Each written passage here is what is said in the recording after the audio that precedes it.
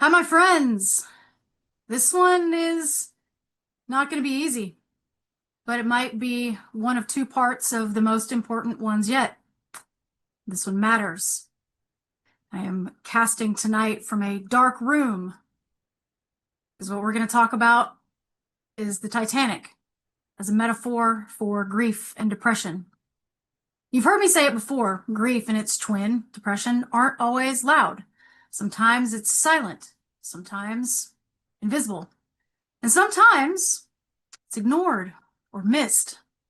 This is the first of a two-part closing arc for my season. Next time, we're going to talk about the Carpathia, the ship that ran towards disaster with 3 engines melted in the process to save those in need. Today, we're going to talk about something else first. The other ships that were there when the Titanic sank in that black water on that moonless night. We have to look at the Californian, the ship that saw the Titanic's flares and didn't come. The ones that stayed still. Because this isn't about ships. They're a fun metaphor. But it's about people. People who don't recognize the suffering, who turn away, who miss the signals, not because they're heartless, but because no one taught them where to look. This episode is called The Ones Who Look Away, and it's about what happens when people see suffering and choose not to act. So let's talk about the SS Californian. I'm sure we all remember the Leonardo DiCaprio movie, The Titanic, and it either was a formative part of our life or traumatized us deeply, sometimes both. The Californian was 10 miles away from the Titanic when it struck the iceberg. Close enough to see the distress signals. Close enough to hear the wireless messages. Close enough that it could have saved hundreds of lives. And it didn't move. The captain was asleep. The wireless operator had signed off. The crew saw the flares and assumed that they were in celebration, perhaps fireworks from a ship's party. So they did nothing. We all imagine depression as tears and breakdowns and the gnashing of teeth and the pulling of hair and it being dramatic. Isolation. Pulling away. But more often than not, it looks like smiling, numbing out, overfunctioning, being the strong one. And when people don't cry or don't fall apart, don't scream, we miss it. We assume. Californian watched the flares. They talked about them, assumed that they were fireworks, a celebration, a party. And then they went back to bed, assuming all was well. And to this day, the Californian is remembered not for what it did, but for what it didn't do. And this is what happens all the time with mental health and depression and grief. We see the signs, but because they don't match our expectations or understanding, we misread them. We say, oh, she's doing fine. Well, he hasn't said anything, or they're probably just tired. They're going through a lot. This is a lot. I'm sure they're fine. But people rarely announce that they are sinking into the icy dark waves of depression. Most of the time, they whisper it through changed routines, social withdrawal, emotional shutdown, and dry humor that cuts just a little bit too deep. And if we don't know what we're looking at and we haven't been trained to notice these, we look away. We don't see them at all. So, what does this have to do with us as people? Everything. In life coaching, I often talk about emotional literacy. That means learning to read what's really going on beneath the behavior. Every single day, people around us are sending out flares. Flares of quiet grief, of pain, burnout, depression, anxiety, loneliness. And just like the crew of the Californian, we often see those flares and assume someone else will act. Because when we misread someone's flares, we don't just miss a cry for help. We miss the chance to be a safe place for someone who's barely holding it together. We often hear it takes a village, but nobody wants to be a villager. Nobody wants to lift a hand to be involved. We look at someone who just lost a parent and say, they're holding up so well. We see a friend who pulls away and assumes that they're just busy. We scroll past someone's vulnerable post online and think, I don't know what to say. What do you say? But here's a hard truth. Silence doesn't mean safety, and smiling doesn't mean everything's okay. Depression affects over 21 million adults in the United States every year. Nearly 50% of people struggling with depression will never tell anybody.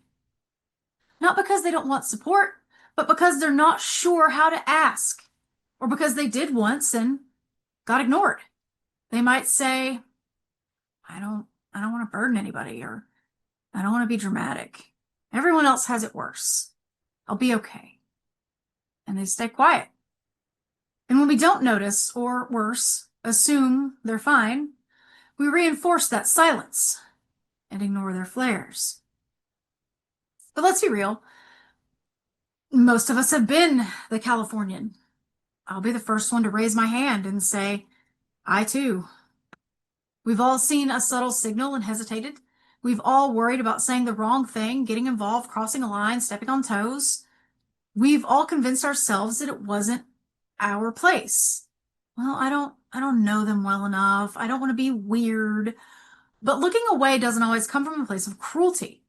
Sometimes it's confusion, emotional overload, burnout. It's a fear of not knowing what to do or say. And that's valid. But in life coaching, we deal with a core truth. Your intent matters, but your impact matters more. If someone you care about is sending distress signals and you miss them, your absence feels the same whether you meant to or not. So what do we do with that? We learn to look again. There's a name for what happens when people see distress and do nothing. This might also have been a moment where you've been the Californian. It's called the bystander effect. It's a psychological phenomenon first identified in the 1960s after the murder of Kitty Genovese in New York, where numerous people witnessed it, saw it happen, saw the attack, and saw her be killed, failed to intervene. Researchers found that when more people are present, individuals are less likely to help. We assume someone else will. We wait for a leader to emerge. We convince ourselves that I don't have to get involved, someone else will. So you see someone post something heavy on social media. You think about reaching out, but you scroll past and you assume, well, someone else probably messaged them already. But what if no one did? What if no one responded? That silence speaks louder than any screaming of a twisting hull succumbing to the depths. Coaching, we train ourselves to override these assumptions. We notice what's happening. We name what's real, and we nudge ourselves out of the comfort zone to intervene. And sometimes it's just as simple as saying, hey, I saw your post. I don't know what to say, but I just want you to know that I'm here, that I noticed, that I am clocking that you are in distress, and I'm here. That is a flare. That is a distress signal that is answered. So let's talk about another barrier, one that we're probably more guilty of: compassion fatigue. When we're overwhelmed by repeated exposure to trauma and suffering, either in real life or online, and let's face it, we're all on these phones all the time. We shut down. It becomes numb. It doesn't matter anymore. We can scroll past it. It is a defense mechanism. Our nervous system can only deal with so much. We've talked about it before, where I joke about our nervous systems are persistently under the impression that we are being hunted for sport because we are continuously inundated with negative information. Our culture teaches us also to mind our business, to not ask hard questions, to not make things worse. but sometimes making things awkward is what will save a life. Silence isn't neutral. It is a choice. Let me repeat that for you again. Silence is not neutral. Silence is a choice. But turning away doesn't always mean ignoring something entirely. It can look like changing the subject line when grief is mentioned, changing where the conversation heads, avoiding eye contact with someone that's crying, telling yourself they'll reach out if they need me. They know I'm here. And most people won't. Because vulnerability is hard. Because asking for help feels like a burden. You feel like you are putting emotional labor on someone else. This burden shouldn't be on them to signal louder. It should be on us to listen better. Ask, text, show up, even if it's messy. So how do we become someone who sees and answers the flares? You don't need to be a therapist. You don't need perfect timing or flawless words. You need presence, willingness, and heart. You want to be someone that helps turn the ship? Here's what that looks like. Pay attention to shifts in behavior, not just the words. Ask twice. The first "I'm fine" might just be a reflex. Offer presence instead of advice. Just be there. Don't wait for the perfect words. Say something. And most of all, don't assume someone else will do it. Well, we're going to take a really quick break, give you some spots from our amazing supporters and perhaps some of our wonderful other shows, and then we will be right back to talk more about the ones who look away. Do you want to become a host? Start your own podcast to inspire, persuade, and influence others on what you're passionate about? At the Transformation Network, we can help make your talk radio dreams happen. Let's take your hopes, dreams, and passions and put them on air today. Email us at host@transformationtalkradio.com to learn more about becoming a host of your very own show. Do you want to become a host? Start your own podcast to inspire, persuade, and influence others on what you're passionate about? At the Transformation Network, we can help make your talk radio dreams happen. Let's take your hopes, dreams, and passions and put them on air today. Email us at host@transformationtalkradio.com to learn more about becoming a host of your very own show. Welcome back. How many of you sat with that while we were on the break and were possibly horrified? Because I sat here in like an existential crisis for a good 30 seconds about it, taking my own advice, physician healing thyself, and being like, am I listening up to what I am preaching to other people? Perhaps I should up my game. So friends of mine that know me in real life, when I start getting real nosy, if your tone changes, pequeño, I'm trying to be accountable. So again, how do we become someone who sees and answers the flares? This goes back also to what I have continued to harp on this entire season. Regret. When we think about people that we've lost, and in this case, the Californian and the Titanic, and the larger metaphor that we're working with here, we always have hindsight of being 2020. We always look back and there's always an I coulda, I woulda, I shoulda, I should have seen it. I could have said something. Why didn't I? I knew something was wrong. Do you want to live with that regret if something is indeed wrong and you do nothing? Imagine how the Marconi operator on the Californian felt when they woke up the next morning and found out what happened. Or all of the other ships. I do believe one of the ships actually told them to like shut up and turn the Marconi machine off. What do you do with that when you know that thousands of people died because you weren't paying attention? So again, we come back to you don't need to be a therapist. You don't need to be a professional. You don't need any kind of perfect timing or a script or flawless words. You just need to be. You can sit with silence on someone. You can send them a meme, a picture of your cat, text them, you know, a heart emoji. Let them know you're just simply there. You need presence, willingness, and heart. But what we most need for this is not assuming someone else will do it. Assume you are the person that is going to do it. Because what if that night, that fateful night, what if everyone else had assumed no one else is coming?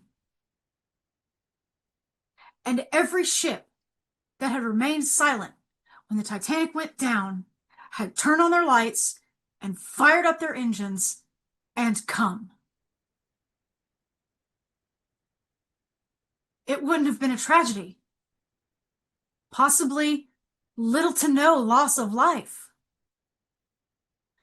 How amazing is it when not just one person shows up, but everyone shows up? That is what building community is. That is what being a village is. I've repeated over and over, everything takes a village. It doesn't just take a village to raise a child. It takes a village from birth to death and then some. Being the one who leads isn't necessary.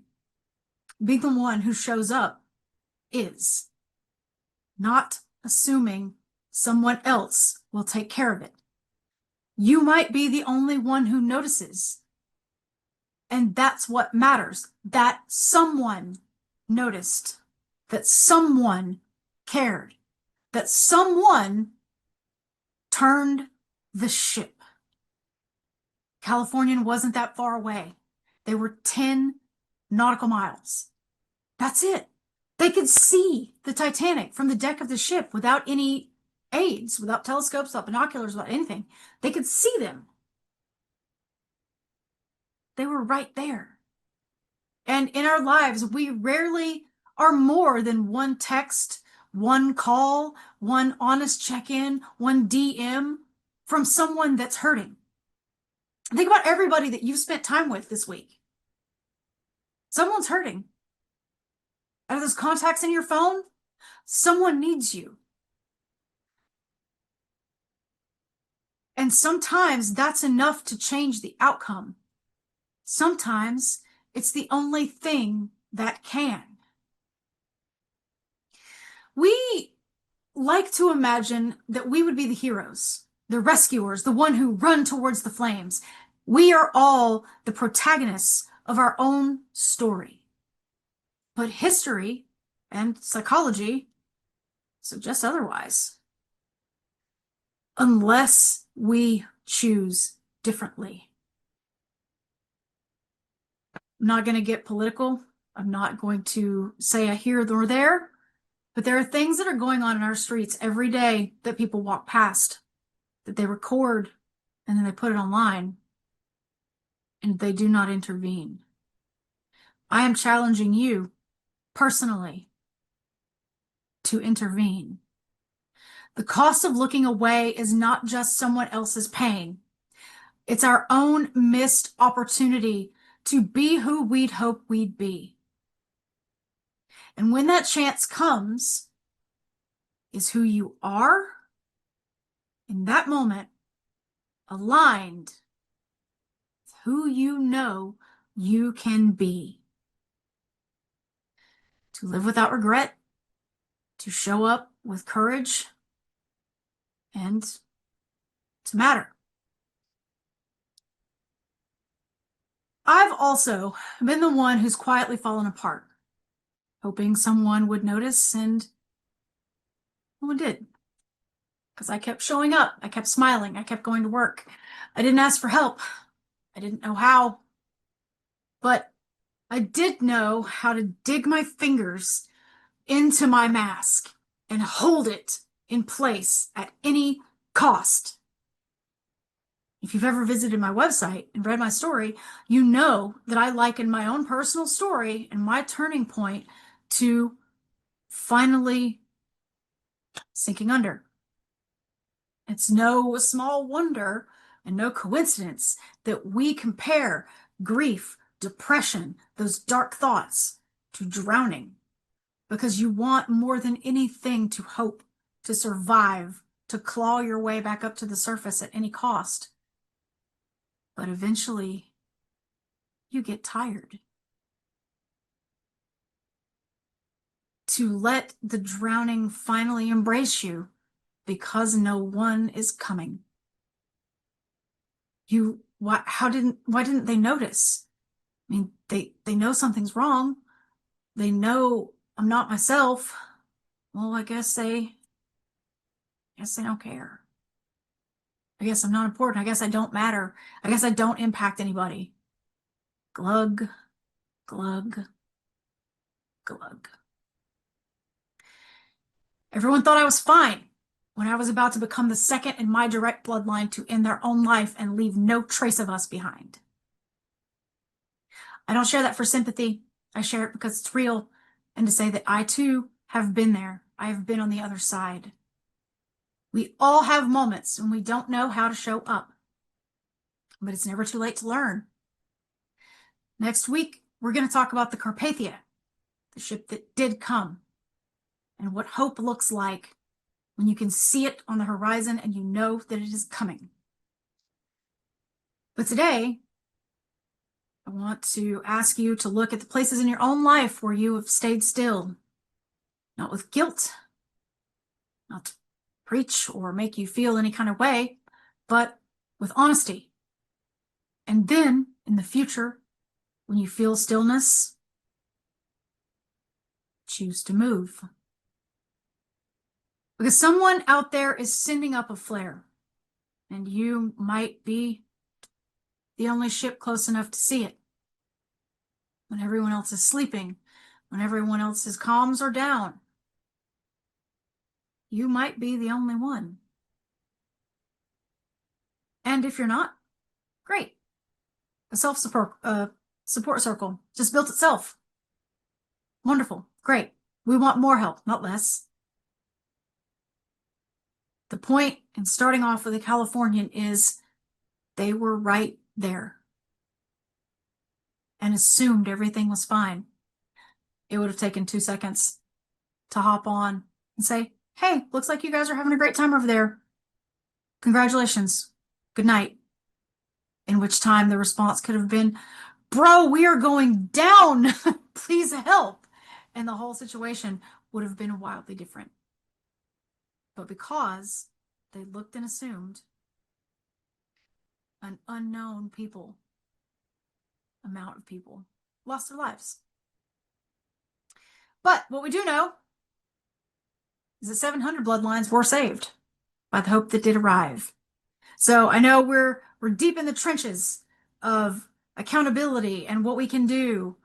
Next month, we are going to talk about what hope looks like and the maximum potential for human goodness and the best example of nobility. And I'm going to cry. This story, man, it messes me up every time in a good way. But until next time, I'm Alexis Hughes, and this is Without Fear. Go out there and be a little menace this week. Intervene. Be a problem for somebody you love. We'll see you next time.